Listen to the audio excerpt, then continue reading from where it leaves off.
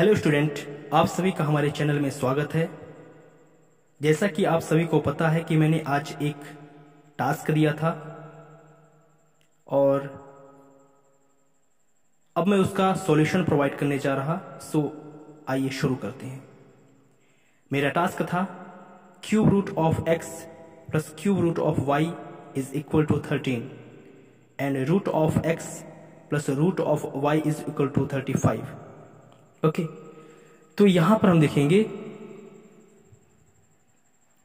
कि cube root, यहां पे क्यूब रूट का मतलब होता है 1/3 पावर में। ओके, और रूट एक्स का मतलब होता है पावर में 1/2। तो ये पावर को हम क्या करेंगे, फ्रैक्शन से हटाएंगे, यानी भिन्न से क्या करेंगे, हटाएंगे। तो इसके लिए हम क्या करेंगे, दोनों का एलसीएम लेंगे। तो एलसीएम कितना आएगा, 6 आएगा। तो हम इसको एक मान के चलेंगे। तो यहां पे हम मानते हैं, नीचे यहां पे लिखेंगे लेट, यानी माना x इक्वल टू, कोई भी यहां पे हम एक फंक्शन ले लेंगे। लाइक मैं यहां पे ले लेता हूं m to power 6 and y is equal to, यहां पे ले लेता हूं एक नया n टू पावर 6। ओके, और हम इसको रिप्लेस करेंगे। तो हम फर्स्ट इक्वेशन को हम लिखेंगे यहां पे क्यूब रूट ऑफ x, और x की जगह हम वैल्यू पुट करेंगे m to power 6 plus cube root of y, और y की जगह हम रखेंगे n to power 6 is equal to कितना दिया है, 13। ओके, एंड सेकेंड इक्वेशन को हम क्या करेंगे, और सेकेंड इक्वेशन को हम भी ऐसे रिप्लेस करके लिख लेंगे। सेकेंड इक्वेशन क्या है, स्क्वायर रूट ऑफ x यानी m to power 6 plus square root of y यानी y equal to n to power 6 is equal to 35। Okay, now हम इसको पहले सॉल्व करेंगे। तो यहां पर हम लिख सकते हैं m के पावर 6, और क्यूब रूट का मतलब होता है पावर में 1/3 plus n to power 6 and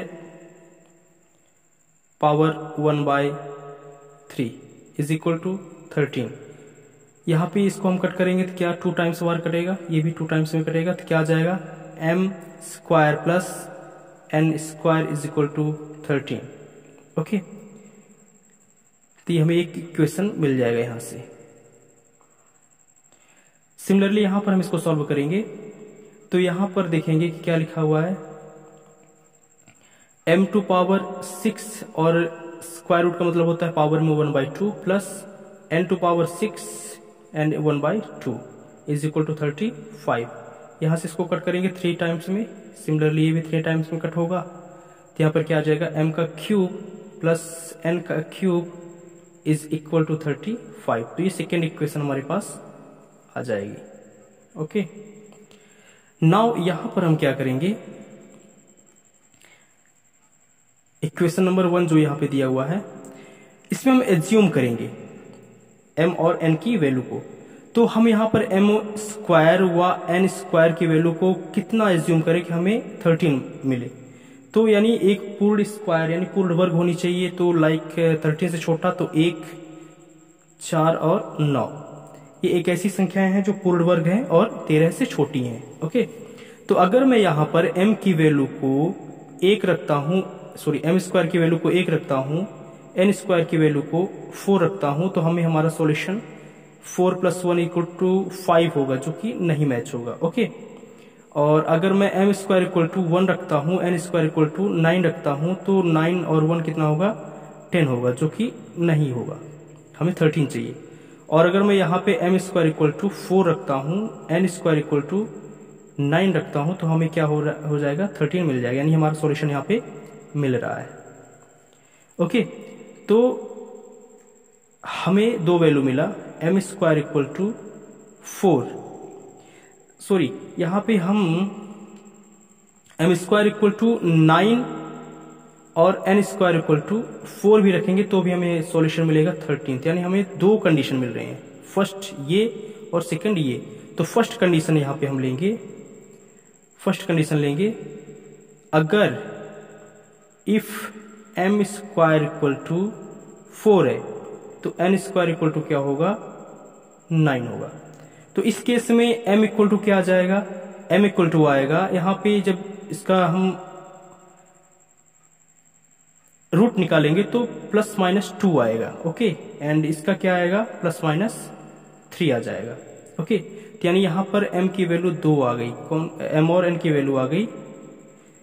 और अगर मैं दूसरा केस लेता हूं, दूसरा कंडीशन लेता हूं, तो दूसरी कंडीशन के हिसाब से अगर m² इक्वल टू मैं 9 लेता हूं तो n² इक्वल टू क्या होगा, 4 होगा। तो इस केस में m इक्वल टू आएगा +-3 एंड n इक्वल टू आएगा +-2। ओके, तो यहां पर हमें ये अलग वैल्यू मिल रही है।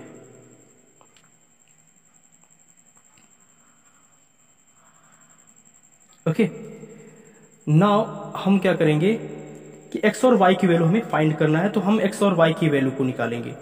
हमने शुरू में ही कंसीडर किया था x equal to m⁻6 and y equal to n⁻6। तो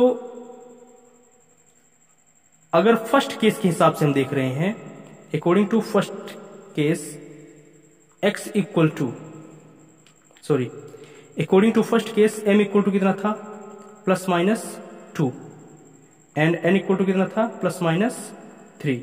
तो इस केस में x इक्वल टू आ जाएगा 2⁻6 एंड 2⁻6 क्या होता है, 64 एंड y इक्वल टू क्या आ जाएगा, n⁻6 यानी 3⁻6 और 3⁻6 क्या होगा, 7-9। तो यानी इस केस में देखा जाए तो x इक्वल टू हमारा आ गया वैल्यू कितना, x इक्वल टू आ गया 64, जबकि y इक्वल टू कितना है, 7-9। ओके, तो ये पहले कंडीशन के हिसाब से हमारी वैल्यू आ गई। और अगर दूसरी कंडीशन लेता हूं तो दूसरी कंडीशन क्या थी, m equal to +-3 and n equal to +-2। तो इस हिसाब से देखा जाए तो x equal to 3⁻6 and y equal to 2⁻6। तो यहां पे आ जाएगा x इक्वल टू आ जाएगा 3⁻6 कितना होगा, 7-9, जबकि y इक्वल टू क्या होगा, 2⁻6 यानी 64। ओके, तो यहां पर हमें दो वैल्यू आ गई, कौन कौन सी, x इक्वल टू 7-9 और y इक्वल टू आ गया 64। तो यानी यहां पर हमें दो वैल्यू मिल गई। तो यानी कहने का मतलब कि या तो x इक्वल टू कितना होगा, या तो x इक्वल टू 64 होगा या फिर 7-9 होगा।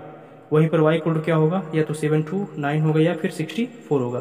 तो this is the final solution of my task.